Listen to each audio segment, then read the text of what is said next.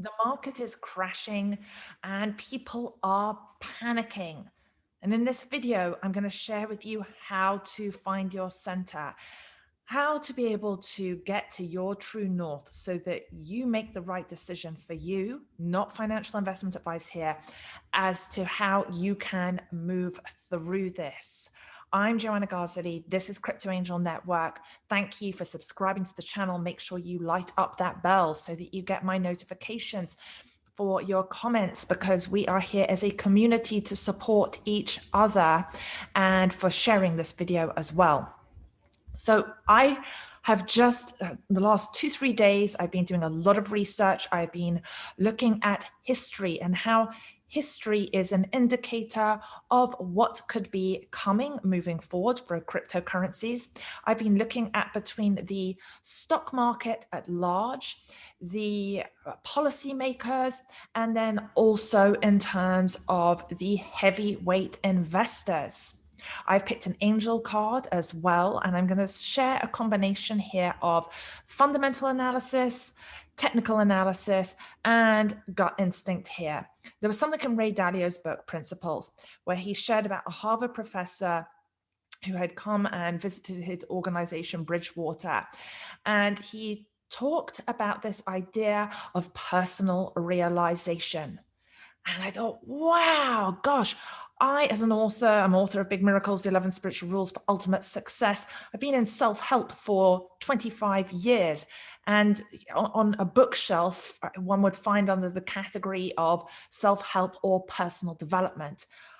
When I saw this idea of personal realization, it really struck a chord with me.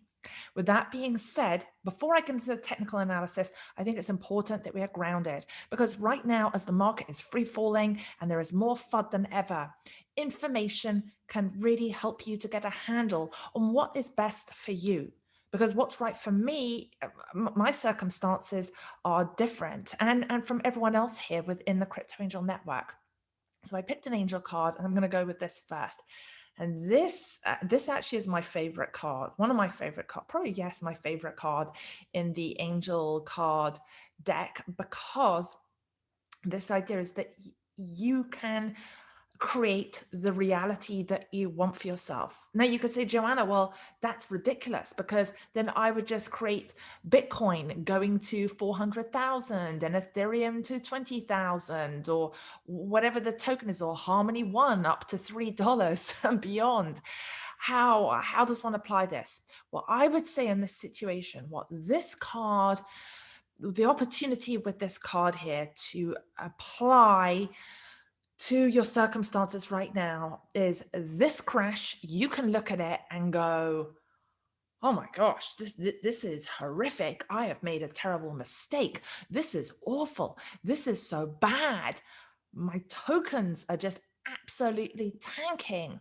Or you can look at it in a way and say, how amazing that I would say that 2021 is going to be one of those years in crypto, if not the year that was the defining year for this space, for decentralized finance.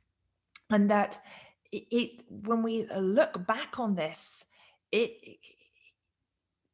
have actually gone through this crash, and we've just had 3 prior crashes, and we may not be done yet, that we may go even lower. I wish in a way that, you see, I skipped the crash last year because I was still on the sidelines. I was at ostrich with my head in the sand still, because I was so freaked out from coming in the markets at the end of 2017. So I didn't get to experience 2020. But I can imagine if any of you here went through March 2020, please share in the comments, what was the thing that you learned, so you can help other people here get through this, so that, you know, one doesn't panic sell. I mean, I think right now when a crash is happening like this, the worst thing to do is to sell, unless someone, I guess, is already decently in profit and is deciding they don't want to miss out on more of their profits and they want to get out, and then once things have hit the bottom, to get back in. But if for some reason you are newer to crypto, or you entered when you went in where it was nearer the top, or sort of you are upside down right now, and for example, you're 50% upside down, maybe 70%. You're thinking, oh gosh, I got to sell before it goes back to zero. I just think it is important not to panic. With that being said, I do believe that certain tokens will go to zero and not come back. They will not be revived, because I think my big learning from going through these crashes, is that 2017, it was all ICOs. Now we have all these liquidity pools. It's some of these obscure tokens, and there's been a lot of rug pulling there. My takeaway is, I personally will, even when the market does come back, I believe it is going to come back. It's not like it's going to disappear, because Goldman Sachs and JP Morgan are doing ETFs, and we have more and more institutional investors coming into the space. So this is just part of the growing pains there. And so projects with strong fundamentals will revive, but certain of these very obscure tokens, for me personally, I will not touch them with a barge pole. Some of you know, who've been following the channel for a while with me, that I was in Pig, I was in Lion, I was in Shiba, I was in Akita, I was in a number of these different tokens. And if I could do something differently, I would not. A couple of you said to me here, SHIT coins, and no disrespect to people who are in those tokens still. But for me personally, I'm like, it's too risky. It's too volatile. And I think that the biggest thing is, there's too many of them. There's too many dog coins. There's too many, Doge Father, Elongate. Like, they're popping up all over the place. I think we're at 10,500, 11,500 tokens. There's going to be a cut. Some of them are not going to come back. Will Doge still be in the picture? Will it come back? Will it go to zero? I don't think Doge will go to zero. That'll still be around. But a lot of the other Kisha Inu, these sort of more obscure tokens, I will be surprised if some of them, Sanshu, Inu, I could keep going on and on and on. I do not have confidence in them. And also because of the regulations that will be coming, I believe in 2022, we're definitely going to have regulations coming. There need to be regulations to come in as well. And so some people within the space of DeFi are just going to say, well, there shouldn't be. But the problem is that if things are to grow at large, then those regulations have to happen. It's just part of a next phase of cryptocurrencies that we are going through these growing pains.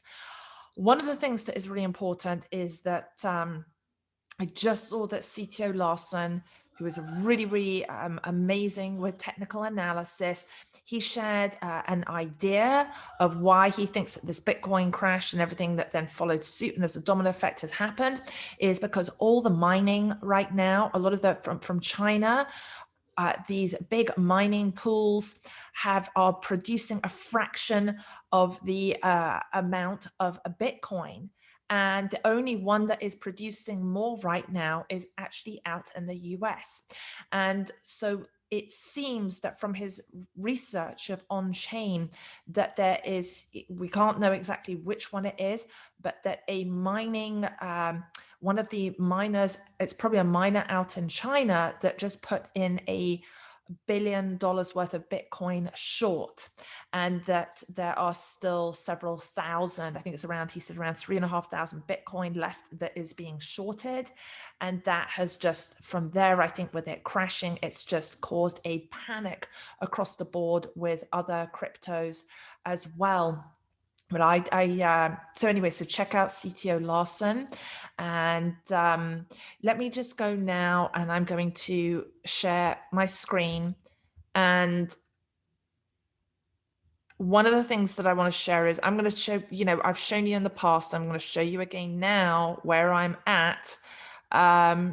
on my portfolio at the moment, I had narrowed down a few weeks ago, if you'd seen in some of my videos that I share, that I hold mostly, and I'm upside down right now in my ETH. It's finally gone upside down. So I hold majority of my holdings Ethereum, follow about 70% Ethereum with 30% Bitcoin, and then I think about 5% Matic, and then I just have some GRT here. And yeah, I mean, just everything is absolutely upside down.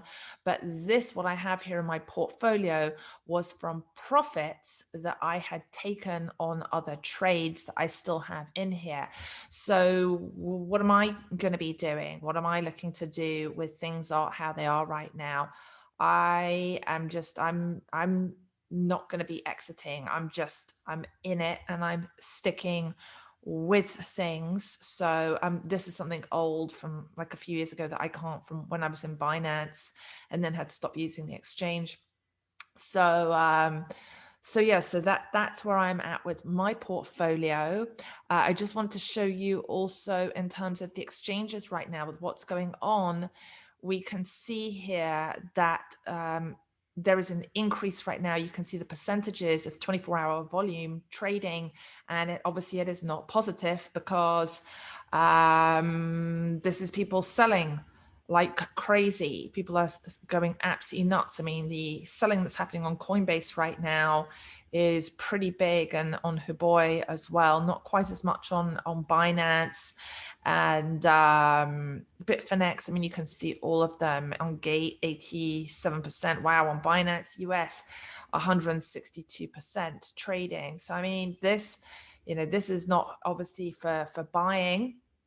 And let me just I'm just going to come over. Oh, I know where I wanted to go. I wanted to go over to let's just pop over to CoinGecko here, and we can see. I'm just going to hit refresh on this again and explain why I made this decision a little while back to simplify all of my portfolio. Is because with the market crashing, and we'll take a look at the technicals in a second, that Bitcoin right now on the 24-hour is down 10.8%. Ethereum's down 14.8%. But as you can see, as we start to move further along, Binance Coin over 20%, Cardano 18% is actually, Cardano's holding pretty strong considering. XRP 22%. Dogecoin has got hit really, really, really hard. I mean, I would not be surprised at the end of the day if it goes negative 40%. And so if you are a Doge holder, and I know some people who are some Bitcoin maximalists I've seen on Twitter are just saying, haha, told you so. And it doesn't feel good. I would say if for some reason you're left holding your bags, not financial investment advice, I would not do anything right now. I just wouldn't do anything because everyone is panicking, and that it's not a good time to take action unless, I sold a number of things the other week where some of them I was in profit, some I was slightly upside down, and I put those, what was converted to US dollar Tether and US dollar into Ethereum. That's where I put my focus because I believe Ethereum is going to be around for the long run. And if we look at all mainstream banking, that banking is moving more and more towards digital assets. Let's see here. Polkadot is down 25%. I mean, yeah, it's a mess. This is an absolute mess. And but I do want to show you something here. Let me just go to, where was this article? I want to go just back to this. Hang on a sec. Goldman Sachs. Was it? Hang on. It was this one. Hang on. Goldman Sachs. Here, this. I just want to show you this. I think this is the right article. I want you to see this because this is where, it's not like cryptocurrency is going to disappear. This is just a crash. And I'm not saying flippantly, this is just a crash, but I think this is very, very positive. This is just showing where we're at the beginning. Now, Crypto, he had shown that, I know everyone has seen the Wyckoff, but he showed, with the tulip, right, with the tulip effect, and where institutional money comes in and then retail comes in. And we are just at the phase where institutional investors are coming in. And so this is why that these whales are making really, really big waves in the crypto ocean. And I just don't feel like we need to worry at this point. Let me just go to what I wanted to show you here with this. Hang on. Here we go.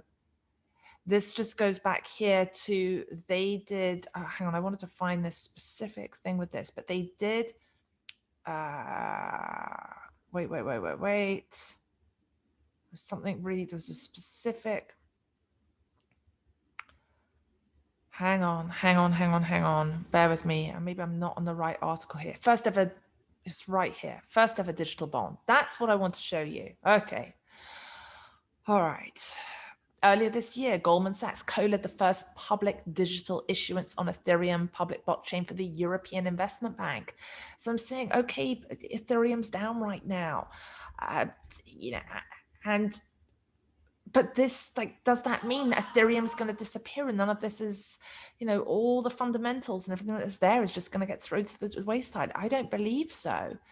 And unlocking a new era of speed. And this is coming from Goldman Sachs website. This isn't just some news story, something that's spun here. This is from within Goldman Sachs. Unlocking a new era of speed and transparency. First public digital issuance on Ethereum public blockchain. So this is why I've gone more and more, not just because of this. This is just one example of why I am I'm primarily in Ethereum.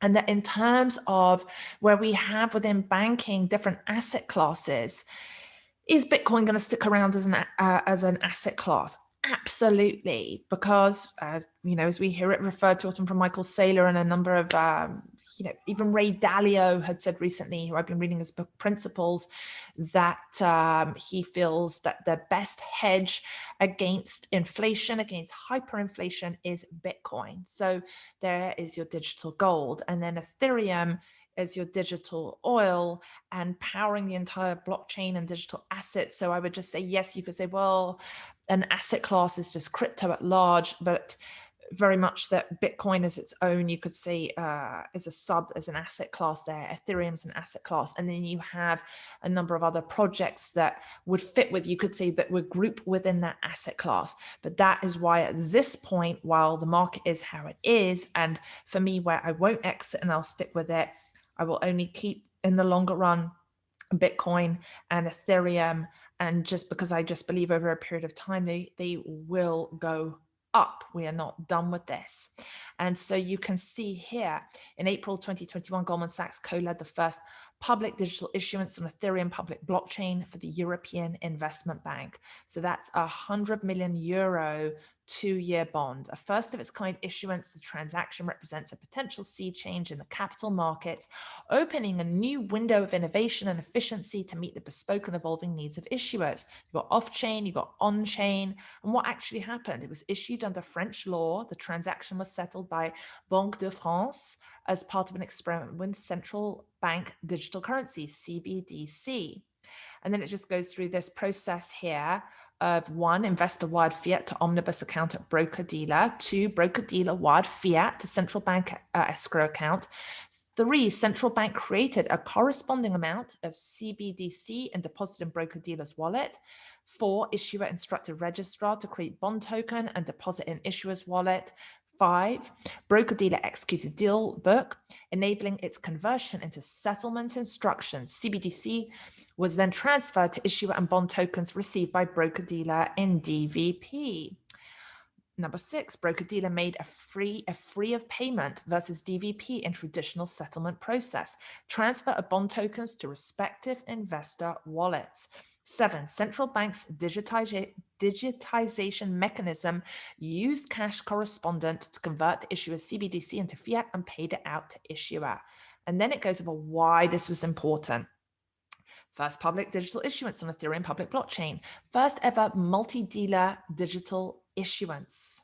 Digitally native tokenization for both securities and cash. Securities, right? So they are looking at using this and saying, how can we roll this out with other things within the marketplace? Now, when I just watched The Big Short and saw when you had, what was it?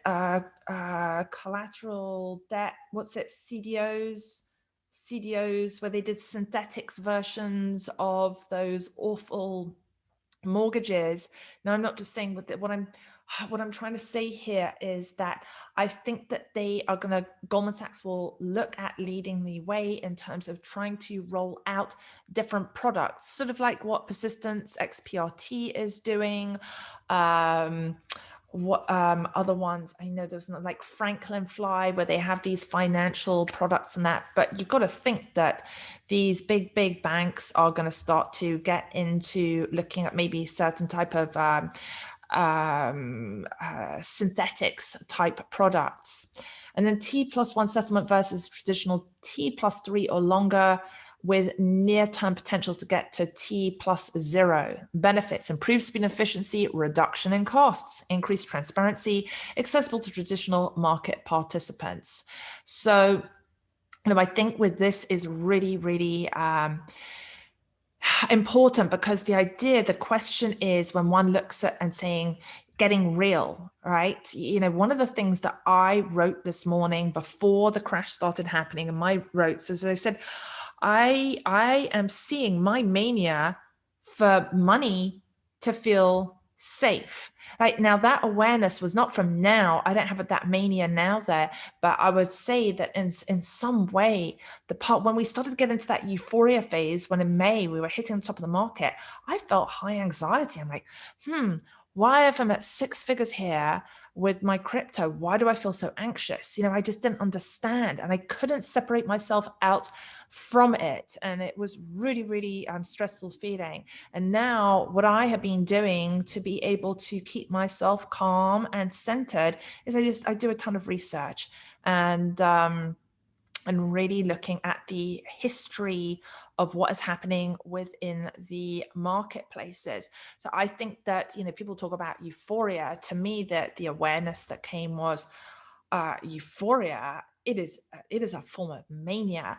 And sometimes when we're in it, we can't see it. And that is the beauty of a crash. Let me just come back to this a moment, is that the beauty of a crash is that you can start to get really real about what your state of mind was, what your emotions were, as when the market was moving up, when things were on a positive trajectory. And I would say that there are great lessons that can be learned moving forward. One of the other things I learned from Ray Dalio as well, is that when he went on to be as successful as he was, it came from where he thought he knew what was happening. When he made terrible mistakes, he then analyzed his mistakes and then created better systems, processes moving forward. And that included not just on the technical side, but really on the psychological side. And this is why I feel that it is important. I have said this in a number of my videos, is that technical analysis, fundamental analysis, and gut analysis. That gut analysis to check in and ask yourself, like, am I being real right now, or am I being delusional? One of the other insights that I've had is I did Ray Dalio's personality test, and I'm 97% creative, 97% creative, 96% nurturing, so very high on those skills, and I'm only 20% funny. And so that's a bit of a bummer. So yeah, don't come here to this channel for comedy, because I'm not going to make you laugh unless I'm doing animal sounds. And now I've been totally screwed by the meme tokens. But yeah, so just being able to look at that high creativity. Supposedly people with very high creativity can have a tendency towards mania. I'm like, oh my gosh, I'm absolutely crazy. I have to be a little bit crazy to go into crypto. So what I am focusing on now, and if these questions resonate with you, one of the things that I'm looking at here is this idea of how I can get really real about what is happening. So I'm not in denial, just saying, oh, well, we're just, we're still in a bull market, because evidently right now it is quite bearish, but I still feel optimistic overall. You let me know in the comments, what do you think? And one of the questions I have, and maybe you can answer this, is I'm not going to go into all the charts right now in this. I mean, it's just, we do have a saying that we do have a very slight bounce here. We're bouncing off of 31,000. So that is good. But we could still break down to 20,000. I mean, we'll see what happens if this holds, and if we just start to move between, if we can move between 31,000 and sort of 34,000 and consolidate there, or whether we're going to just like break down again below this and then just plummet down to a number of people who have been talking about 20,000. I mean, who knows? And if it does, I'm still here and I'm still sticking with it. I've just simplified my portfolio. But the question I had for you before I hop off is, let's see, what does a debt crisis look like in a specific market or country? That's what I am figuring out right now. That's one of those things. And I'm curious to hear from what country that you're in, or whether you feel that you are seeing signs of a debt crisis. And then this one, in 2021, are the costs of debt service outpacing projected cash flows?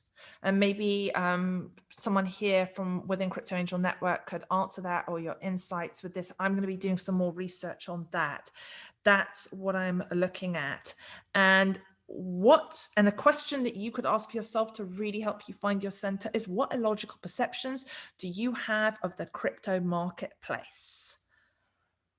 Because I mean, we have to have in some capacity a logical perception, because otherwise we would have got out at the top and then bought back in at the bottom. So let me know your thoughts with stuff. But I feel for you if you are in certain tokens that from Harmony to VeChain and that, they're going to come back. I do believe those tokens, those projects are going to come back, but obviously it's going to take a while. It doesn't look like it's going to happen anytime soon, and unless something absolutely crazy amazing happens with some news with Ethereum, and we'll see. More will be revealed. All right, I'm Joanna Garzilli. This is Crypto Angel Network, and thank you for being here with me. And let's make sure we do the best to support each other. Lots of love.